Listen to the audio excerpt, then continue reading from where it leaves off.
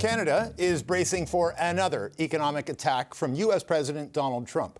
Trump said this week he's raising tariffs on Canada by an additional 10%, but still hasn't said when or how he'll do that. In light of all the uncertainty, the Carney government once again turned to its plan for the home front. But here's the good news. We can do more for ourselves than any other nation can take away. We're going to focus on what we can control, building on our strength here at home. We're going to build big, build bold, and build now, shovels in the ground. Among the pre-budget announcements today are $75 million for union apprenticeship training to boost workers in trades, $97 million for speeding up the recognition of workers' foreign credentials, a $1.5 billion tax credit for personal support workers in most provinces of up to $1,100. A lot of that money comes from a previous Liberal fund, but $304 million of it is brand new spending. Patty Hajdu is the Minister of Jobs and Families. Nice to see you. Thanks for coming in. Great to be here. I want to get to today's announcement, but sort of overlaying it as the news of the weekend, Trump saying he's going to raise tariffs another 10%. We don't know when or if CUSMA trade is going to be exempt to that. What further supports need to be put in place for Canadian workers and Canadian industry as we navigate this latest obstacle in the trade road? Well, that's the work that we've been doing over the last several months, both preparing the workforce for any unanticipated shock, any kind of change in the labor market, specific sectors that are hard hit, making sure there's flexibility in the EI system to both keep workers attached through work sharing, but also make sure workers can get training while they're on the job. And obviously, the investments in major projects and Build Canada Homes are a huge piece to trying to stimulate Canadian economy and build the things that we need to trade with other partners. I think the frustration, and I've heard it this morning, right? Like I'm always reaching out to businesses across the country, to workers, to workers associations, business associations, and there's a concern that Trump's saying it's going to be, quote, a long time before he meets Carney. Carney's saying, Canada stands ready, but no real movement on either side. Is there a plan to get back to the table beyond just waiting? Well, look, I think two things can be true. We are working diligently on trying to get a new deal with the United States to make sure that we can actually move forward with trading with the United States. But I think the entire world knows this is an uncertain time for trade, and global trade has been upended. We're not the only country to be living through a variety of different tariff measures. The challenge is that we are one of the largest trading partners with the United States. And so while we're doing that work to stabilize that relationship, the Prime Minister is also not waiting. He is forging new relationships. So he's today, as you know, at APEC, he is meeting with other Asian country leaders to both promote Canadian goods and services and people, sell the products that Canada actually produces, and ensure that we have options for diversification of trade. Given the way this all blew up over the weekend on Friday, do you think it was a mistake for Ontario to run that ad? Well, look, I think that these are uncertain times, and I think that, this negotiation continues to be complex, and I think there are a number of different, realities about the negotiation that have happened over the last number of months. What the Prime Minister and my colleagues are focused on is maintaining that steady leadership, that steady commitment to being at the table, to talking through those tough issues, to looking for a path forward with the United States. But none of those. But also diversifying the options out there. And I think that's the reality, and Canadians know that. Look, when I go to the grocery store, or I'm out in my community, what people want is they want Canadian calm, cool, collective action. And that doesn't necessarily mean just with the United States. That, Canadians know that this is a hinge moment and that we need to do things differently. I want to get into the announcement that you made today. There's a Deloitte report from like a month ago saying that Canada needs 500,000 more tradespeople by 2030 to meet the government's housing and major projects goal. How many will your announcement today actually bring into the trade? I don't have that number at the top of my at the tip of my fingers, so to speak. But what I can say is that we know that the building trades unions are some of the best trainers out there, and they are also good at attracting people to the trades. And this additional investment will allow them to accelerate that work. Getting through the process of being an apprentice and finishing with your red seal is actually arduous. And what we need is the supports in place, both on the individual basis, but also on the sort of workforce place basis to make sure that we get someone through that pipeline. And building trades unions are very good at that. They know how to take a person with ambition and bring them through all of those training modules and the skills training and the work placements that actually result in the attachment to the workforce. Part of this, though, is going to have to be immigration. Part of your announcement today is about respecting foreign credentials, but we've turned off the taps on immigration. How can you sort of have those two things working against each other and accomplish some of these goals? Well, the foreign credential program isn't about newcomers that are coming tomorrow. People that are already. It's about people that are here today. So, people that arrive in Canada, often well-skilled, they have credentials in other countries. Different provinces have different rules about how to recognize those credentials, how fast, how slow. The idea is that we've done a lot on the individual basis. People can get loans and grants. They're obviously repayable in the majority of cases, and there's a great return on investment, but it's not fast enough. And what we know is that in places like my region, Northern Ontario, if you have someone that's come over that's a physiotherapist or a respiratory technologist, and they're driving a cab or delivering Uber Eats, that is a huge waste of opportunity. And so our intention by this investment is to leverage those investments with the provinces and territories, support them to work with colleges. All of these professions are regulated, and see if we can't get to a speedier way to recognize these credentials. Here's one of the concerns I've heard this morning, is that people say, what we need here is dramatic change. The swing for the fences kind of talk that the Prime Minister had last week, and that, an $1,100 tax credit for personal support workers, just like, these are important measures, but they're not the kind that are really going to break through the logjam and get things done. It's not the whole budget. Listen, right. It's a pre-announcement. And so we're talking today about some of the specific supports for workers. I was just with SEIU, personal support workers, actually a critical hinge to the economy. If you can't get good care for your aging parent, you actually can't fully participate in the economy. 100%. This is something that support workers have been asking for a very long time. It was a pleasure to be able to deliver this after years of advocacy. But it's also practical. It's about making sure that job is seen as a quality job where you can make a living and you're going to stay in that sector, because we need those folks so that everyone else can actually get out and reach their full potential, increase their productivity. But the full announcement of the budget is coming November 4th, and there'll be way more in it. A piece of this is also making sure that we have better standardization of regulations across provinces. As you well know, 60% of trade amongst the provinces is done in services, and that's a huge problem.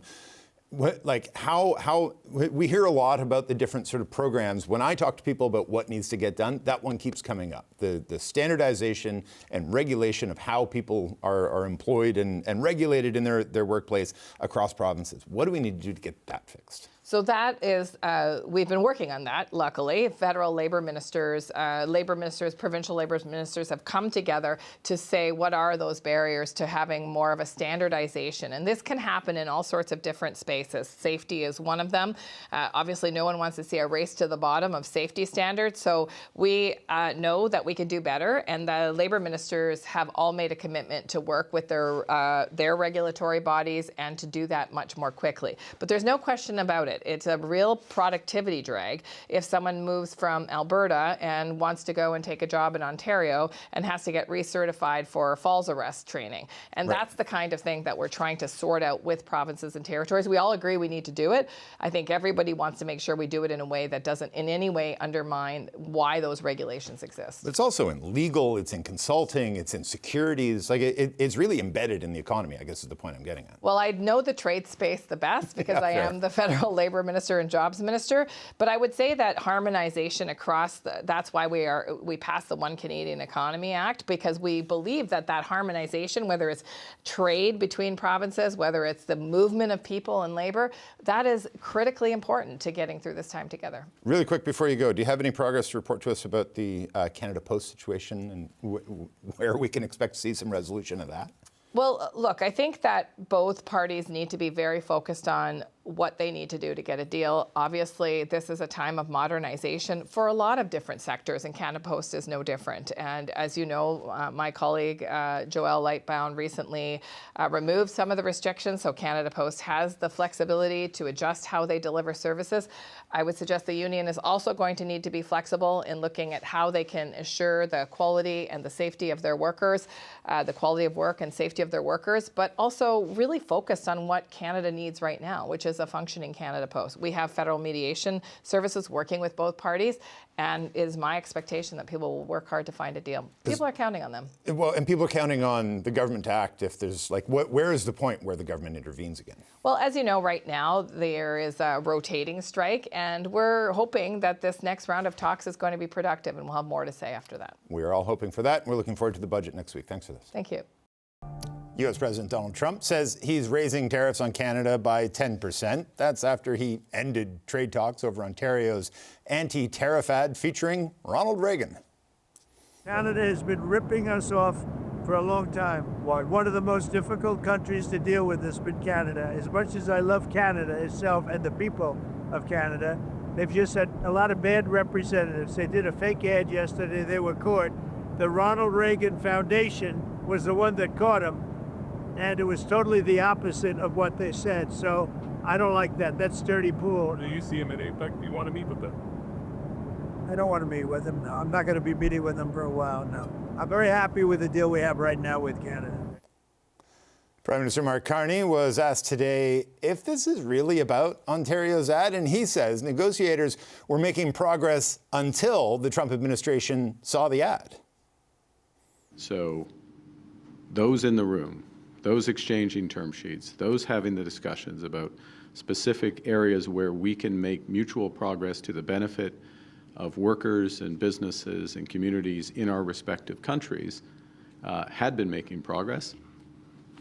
Those ads came, the president had the reactions which you have seen, made the decisions that he has made, which, you know, those are his decisions to take, and we're in the situation we're in. Ontario Premier Doug Ford has since pulled the ad. That's effective today, but he's certainly not apologizing for running it. Says it got 1 billion views. Our intention was to get the message out.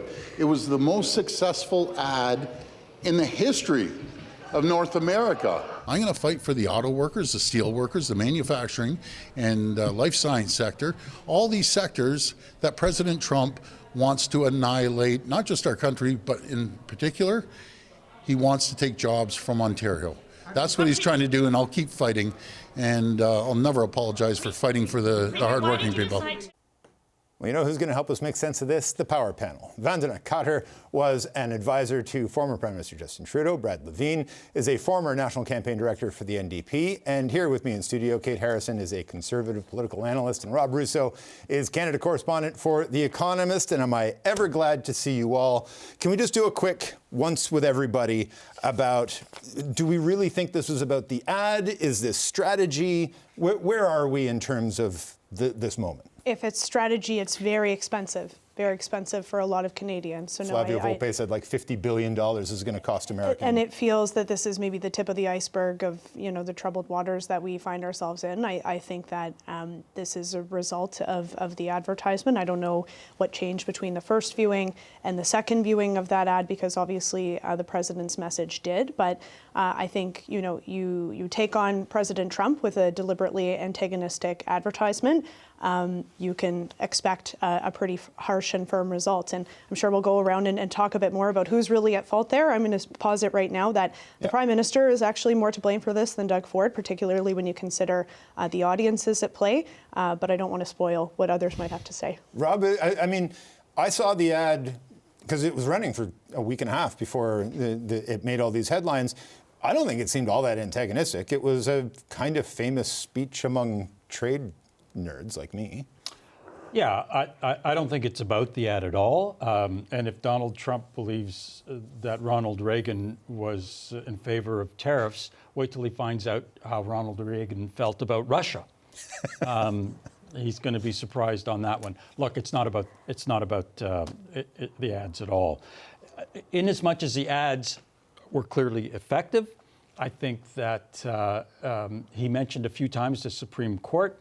I saw that Mr. Besant, the Treasury Secretary, mentioned that this was a psychological operation that the government of Ontario, if not the government of Canada, was trying to unleash on the unsuspecting citizens of the United States.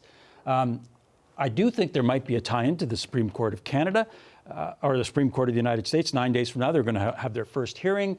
Mr. Trump has lost in 3 lower court hearings on the legality of the tariffs.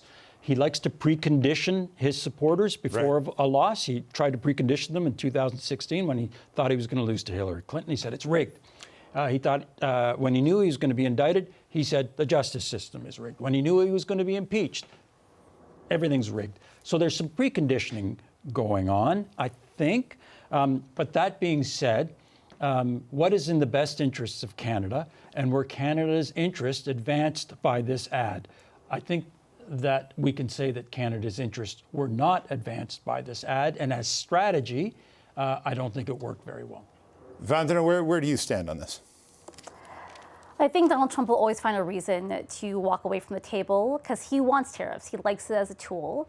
And he wants cars to be made in Canada, whether it's about the ad or not. But he also did this when he talked about false allegations about fentanyl or amounts of fentanyl crossing the border. He also had a tantrum about the DST. He will always find ways to walk away from the table and to change his mind. Like 2 weeks ago, he had a meeting with the Prime Minister where he praised him. He said he's a good negotiator. And then 2 weeks later, he's saying this. So I think this is just more about the volatility of Donald Trump and what he's interested in.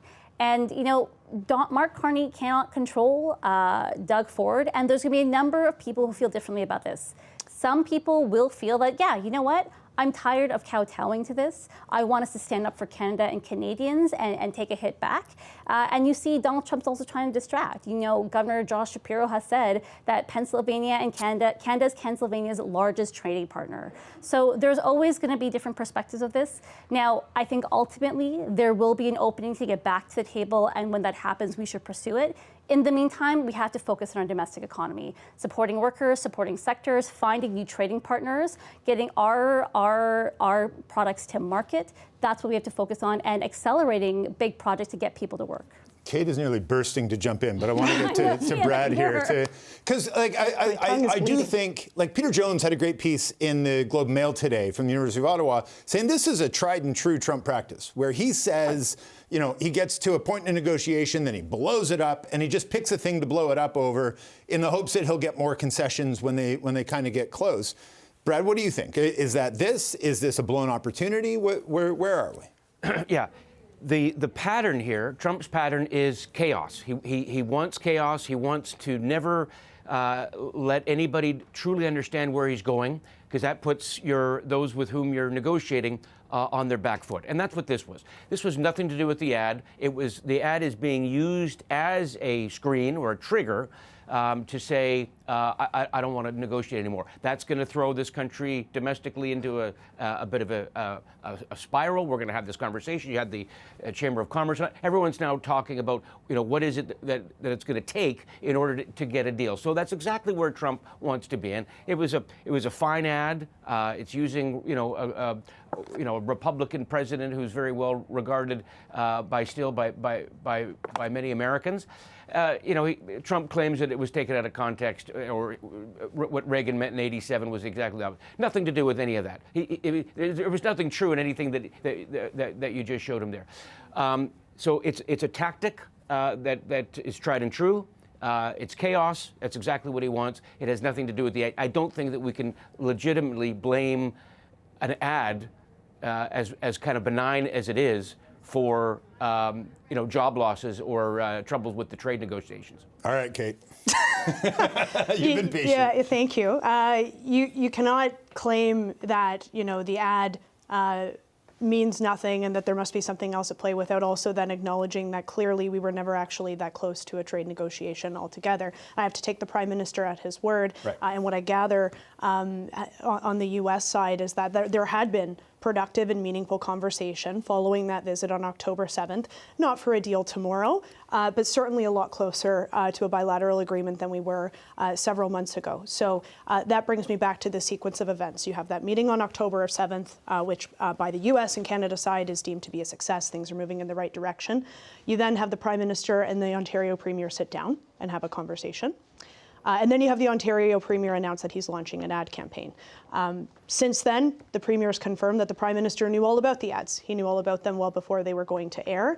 And so this calls into question the Prime Minister's judgment. Why didn't he get out in front of it? Why did he not tell the Premier, you know, Doug, now is not the right time for this kind of a message to be perceived? And to Vandana's point, I'm sorry, I do not buy that, you know, no one can control the Premiers, because 6 months ago, when we were at this table, we were talking about Premier Danielle Smith going down to Florida and meeting with people involved in the Trump administration to meaningfully advance a conversation on behalf of her province. Many people called that activity traitorous. And now we have the Premier launching an ad campaign against the president ahead of important elections from their perspective next fall. From their side, they would look at that as interference. Right. Well, Rob, can you think of a time where an American politician ran an ad in Canada about social or fiscal policy in this country? I cannot. Like I went through today thinking to the referendum, to the war in Iraq, to any number of things. I cannot. And I think Canadians would not take wildly kindly to an American ad running here. No. But as the ancient here, let me tell you what I can remember. I was around when the first free trade agreement was negotiated in the late 80s. And I remember that Prime Minister Mulroney kept the premiers very well informed about what was going on at the negotiating table and very well away from the negotiating table as well.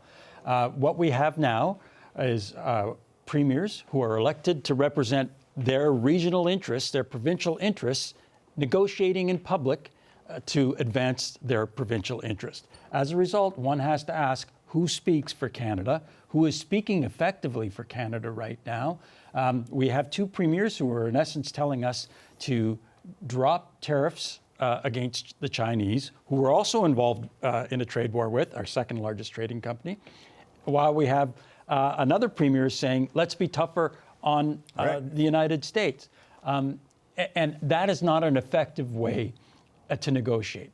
In my experience, we have a diffuse message at best. And so one has to ask who is speaking for Canada, because it seems not a lot of people are effectively speaking for Canada right now. And I agree with everybody who says that you're dealing with an emotional child, in effect, when you're negotiating with Trump. But somebody has to be the point person, and it can't be 5 people. It has to be one person, and it has to be the person who represents the interests of Canada. And it should be, just to be clear, it very well ought to be the Prime Minister of this country. For sure. There's no question. So, but when cabinet officials are, you know, speaking on background in the media saying, you know, I really like what the Ontario Premier is doing, Americans aren't stupid. They read these media reports as well, so you can appreciate from their perspective, to Rob's point, they're wondering who on earth is actually at the negotiating table, and why the frustration is going to be at the Prime Minister for not getting his premiers under control. Vandana, do we need to do a bit of cleanup on the messaging here? I think, to remind people how federalism works, the Prime Minister does not control the premiers. But yes, correct. The Prime Minister is the only person who should be negotiating. He is the only person who is negotiating. Now, that being said, I understand premiers also feeling the push from their own electorate and from Canadians as a whole, asking for that. So, listen, the ad has been pulled now. But my point is not that necessarily the ad is a good strategy, unless it does convince Americans to put pressure and say that these tariffs aren't benefiting Americans. And this isn't helpful to us, and that benefits both sides. But that being said, I think what has to happen next has happened. The ad is off. But my point is, this man is, again, volatile, and he'll always find a reason to try to walk away. Maybe the deal gets closer and he'll find something else. We will get back to the table. I'm confident we will. In the meantime, the best thing actually is to continue working with global markets to sell Canada to other places like at ASEAN, and that actually might get the president's attention as well. We'll see what happens as in South Korea. Perhaps they meet, perhaps they don't, but I think inevitably there will be an opening and they can get back to the table. Brad, I feel like I want to see Danielle Smith doing her part, and I want to see Eby doing his, and I want to see Doug Ford doing his. And yet I think there's a very valid point here that if you've got too many people saying too many different things, then it doesn't feel like anybody's in charge. Are these waters of communication getting muddied? Yeah, I mean, we have to consider the challenge that the Prime Minister has. He has to negotiate with a volatile president, but he can't do it in the public. So he's got a communications challenge. I think it's kind of embedded in this entire process. You know, what I find very interesting is the role of what role can the premiers play? Clearly, Doug Ford is playing the bad cop to Carney's good cop. That provides Carney with a little bit of some leeway. You heard Wab Kinew say, keep elbows up. You've heard Premier Eby from BC saying very similar things. This is not unhelpful because it provides Carney, he could take the mature statesman role, but at the same time, if the premiers are not kind of pushing in the public sphere, not necessarily on the granularities of the trade agreements, but on the overall pitch, it provides Carney with some space, and it provides him with the ability to say, my people are quite upset. You're taking our auto jobs, you're taking our forestry jobs, and you can hear it. If they sat silent, then Americans would say, well, nobody's making any noise up there, so you folks can't be that far upset. So I think that there's a productive role for the premiers to say and be a little bit more muscular than Carney can. And of course, I think when the rubber is going to hit the road here is when we have very difficult decisions to make. If Carney wants to increase trade at the level that he's talking about late last week, at the level in the next decade or so, we're going to have a serious conversation about what is the virtue of trade with places like China and India, because only those two trading partners are going to get us the kind of numbers that Carney's talking about.